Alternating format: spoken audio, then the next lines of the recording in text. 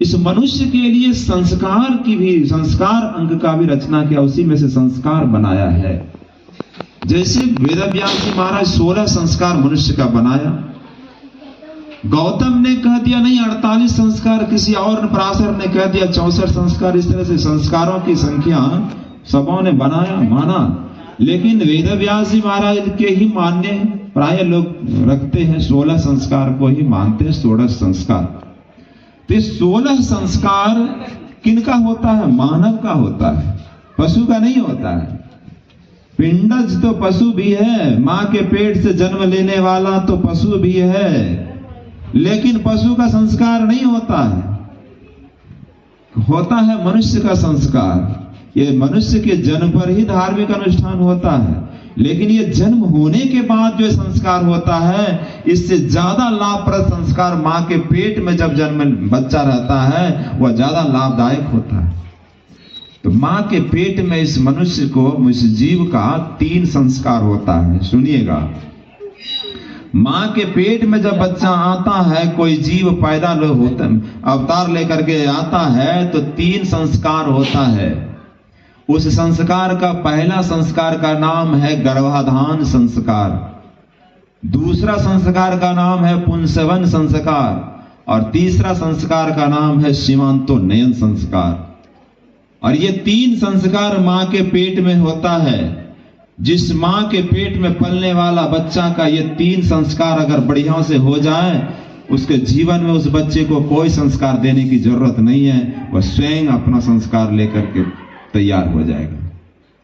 लेकिन विडंबना है आज, क्योंकि माताएं और पिताएं भी संस्कारी नहीं हैं। जैसा संस्कार के हैं वैसा बच्चा लेकर के आते हैं। हमारे यहाँ एक प्रसिद्ध है रावण का बात। रावण बड़ा पंडित थे, बड़ी ज्ञानी थे, क्यों नहीं होते? विश्वशर्मा मुनि के तो पुत्र हैं वो, इतने बड़े ब्रह्मा के पोता है वह, परपोता है, क्यों नहीं होंगे ज्ञानी पंडित? लेकिन उसको राक्षस कहा गया है। रामायण में चौपाई है, निशिचर कुल, लंका निशिचर निकर निवासा, यहां कहा सज्जन कर वासा, ऐसा लिख दिया है। लंका निशिचरों की नगरी बता दिया, जबकि उसी लंका के संबंध में कहा गया कि इस लंका नगरी पर पहले कुबेर का राज था, कुबेर का सत्ता शासन था वहां। अब कुबेर कौन था? वही विश्वशर्मा मुनि का बेटा था। कुबेर पहली पत्नी जो था विश्वशर्मा मुनि का, उसका बेटा था कुबेर। कुबेर को कैसे मिला? कुबेर के पहले उस लंका नगरी पर जो शासन था, सत्ता था, वो माली, सुमाली और माल्यवान नाम का 3 राक्षस था, दैत्य, वो पाताल लोक में रहते थे। वह इनके पूर्वजों को, कुबेर के पूर्वजों को हरा करके, दबा करके उन्होंने क्या किया था? अपना शासन सत्ता जमा लिया था। जब कुबेर बलवान हो गए, वीर हो गए, तो उनको हरा करके और इन्होंने अपना सत्ता शासन, कुबेर सत्ता शासन स्थापित कर लिया। जब हार के माली, सुमाली और माल्यवान तीनों भाई हार करके पाताल चले गए, तो उन्होंने सोचा इससे तो सकूंगा नहीं, तो क्या किया जाए? तो उनकी एक बेटी थी केकसी। केकसी को कहा कि जाओ तुम और विश्वशर्मा मुनि से तुम विवाह करो, और विवाह करके उसके कुल में राक्षस पैदा करो। केकसी को कहा कि जाओ तुम उसके कुल खानदान में, विश्वशर्मा मुनि के खानदान में राक्षस पैदा करो। कितनी बड़ी बात है। सुन रहे हैं ना आप लोग कि सो रहे हैं? आप ही लोगों के ऊपर कुल खानदान टिका हुआ है। एक नहीं, आज यही दृष्टांत मैं दूंगा सिर्फ। केकसी को भेज दिया कि कहा राक्षस कुल खानदान पैदा करो। आया, विश्वशर्मा मुनि उसी समय संध्या वंदन करने के लिए गए थे। केकसी को, राक्षस को यह सामर्थ्य होता है, अपना रूप बदल लेती है। जैसे शूर्पणखा ने सुंदर का रूप बना लिया था और राम के सामने चला गया, केकसी ने भी अपना सुंदर रूप बना करके विश्वशर्मा मुनि के सामने गए और मुस्कुरा मुस्कुरा करके बहुत सारे कटाक्ष को करते हुए उनके साथ गंधर्व विवाह कर लिया, प्रेम विवाह। विवाह हो गया विश्वशर्मा मुनि के साथ। विवाह होने के बाद जब केकसी विश्वशर्मा मुनि के कुटिया में गए जंगल में रहते थे, कुटिया में रहते थे। जब कुटिया में गए तो उनको तो राक्षस कुल को स्थापित करना है। तो संध्या के समय में, शाम के समय में, संध्या समय मतलब दिन का अस्त और रात्रि का उदय जिस समय होता है उसको संध्या वेला कहता है। उस संध्या वेला को के समय में केकसी ने विश्वशर्मा मुनि से जिद करने लगा। किस लिए? गर्भाधान के लिए। जब जिद किया गर्भाधान के लिए तो होता क्या है, जिद करने पर गर्भाधान हो गया। जब गर्भाधान हो गया तो गर्भाधान होने के बाद सारा संस्कार तो पुंसवन संस्कार, सीमांतो नयन संस्कार, सारा संस्कार तो केकसी को देना है। कैसा संस्कार देना है वो तो केकसी को देना, राक्षस पैदा करना है बेटा। इतना संस्कार और दैत्य का संस्कार देकर के उनको जन्म दिया। तो रावण का जन्म लेते ही वह 7 वर्ष का बढ़ने लगा। बढ़ते बढ़ते 7 वर्ष की उम्र का वह हो गया। रावण 7 वर्ष का उम्र का हो गया, जन्म लेते ही बढ़ने लगा। उसके जन्म के काल में ही बारिश होने लगा, तूफान मचा दिया, हड्डी गिरने लगा, बहुत उपद्रव हुआ।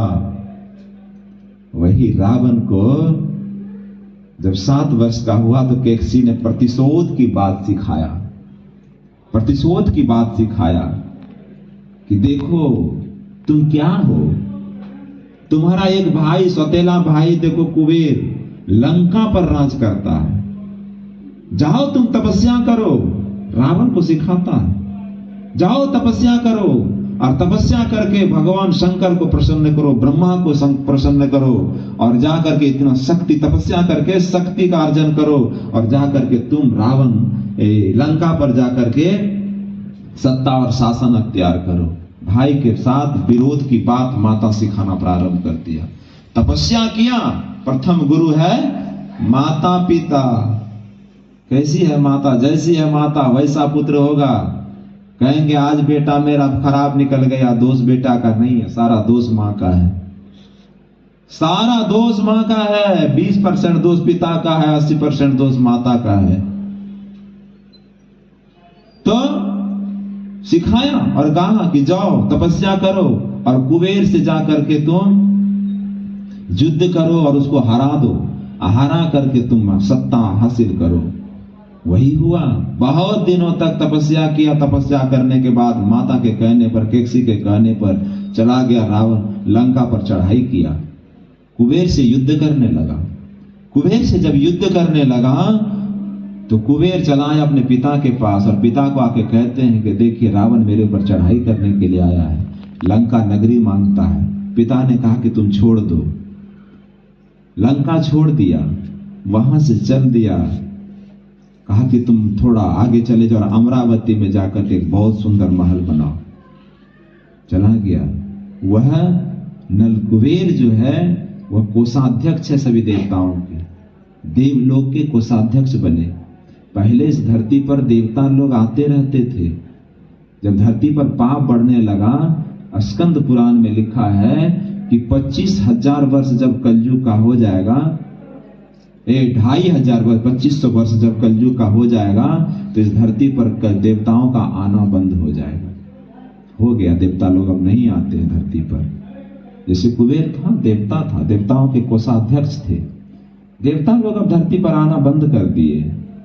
और 10,000 वर्ष जब हो जाएगा कलयुग का, तो यहाँ इस धरा पर जितने मंदिर देखते हैं, मंदिर में मूर्ति और प्रतिमा देखते हैं और कहते हैं प्राण प्रतिष्ठा किया जाता है, देवताओं को स्थापित किया जाता है, वह देवता स्थापित नहीं होगा।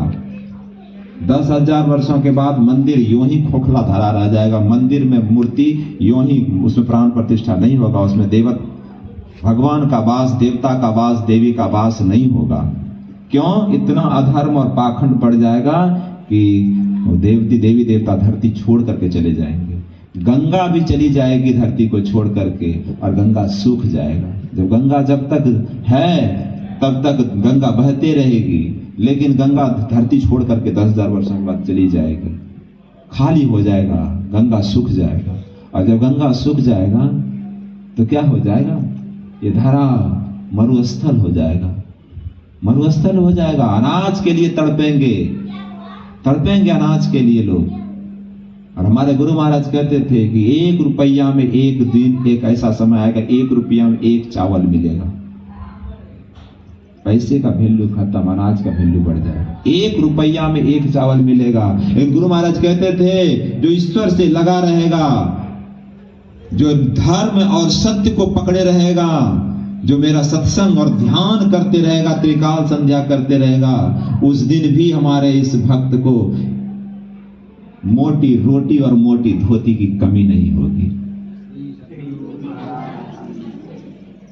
अधर्म तो बढ़ेगा। आज तो कम से कम हम लोगों को बोलने का मौका मिल जाता है, सुना देते हैं। कुछ समय ऐसा भी आने वाला है कि हम लोगों को बोलने पर भी बैंड हो जाएगा, बोलने भी नहीं दिया जाएगा। ऐसा समय आने वाला है और आप लोग सतर्क नहीं हो रहे हैं। आज की बेटियां सतर्क नहीं हो रही है। आज की बेटियां सिर्फ और सिर्फ राक्षस और धुंधकारी जैसे पुत्रों को उत्पन्न करने के लिए तैयार है।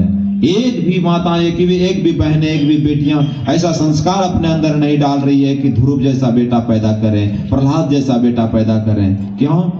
क्योंकि आज तो बच्चे, छोटे छोटे बच्चे हैं, 11 साल 12 साल के बच्चे, सबके हाथ में एंड्रॉइड फोन है, सबके हाथ में एंड्रॉइड मोबाइल है। सरकार की भी ऐसी नीति होगी, सरकार से मोबाइल से पढ़ाई होने लगा कोरोना काल में। ऐसा स्थिति आ गया, ऐसा भयावह स्थिति आ गया है, ऐसी स्थिति आ गई है कि आप रोक नहीं सकते इसको। अगर जिसके अंदर में विवेक है, बुद्धि है, तो वह बचा ले अपने आप को, अन्यथा देश बर्बादी की कगार पर खड़ी है, देश बर्बादी की तरफ चल रहा है। ये संस्कार क्या है?